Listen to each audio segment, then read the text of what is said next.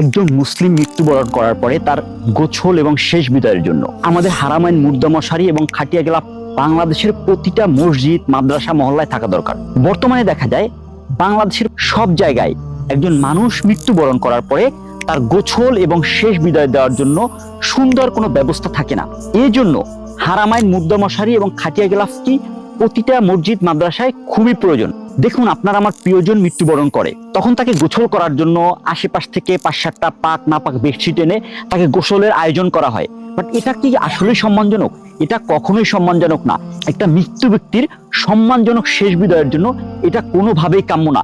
দেখুন, আমরা জীবন দশায় বেঁচে থাকা অবস্থায় কত লক্ষ লক্ষ টাকা খরচ করি বিভিন্ন পারপাসে, আমাদের লাক্সারি লাইফ করি, আমরা গাড়ি বাড়ি অনেক কিছুই করি।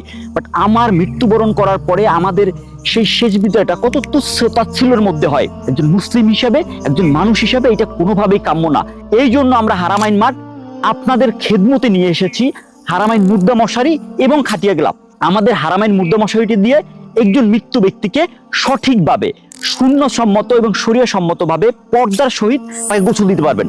অন্যদিকে আমাদের খাটিয়া গেলাফটা দিয়ে একজন মৃত্যু ব্যক্তিকে যখন খাটিয়াতে শুয়ে রাখানো হয় তখন তাকে পাক না পাক বিভিন্ন বেডশিট দিয়ে ঢেকে রাখা হয়। সেটা কিন্তু আসলেই সম্মানজনক না, কারণ এটা দিয়ে কিন্তু মৃত্যু ব্যক্তিকে আবৃত্ত করে রাখা যায় বা ঢেকে রাখা যায়। তাহলে বিষয়টা হচ্ছে আমাদের হারামাইন মুর্দা মশারি এবং খাটিয়া গেলাফ প্রতিটা মসজিদ, মাদ্রাসা, মহল্লায় রাখলে যে ব্যাপারটা দাঁড়াবে সেটা হচ্ছে একজন মুমিনের, একজন মুসলিমের শেষ বিদায়টা সুন্দরভাবে, শরীয়ত সম্মতভাবে দেওয়া সম্ভব।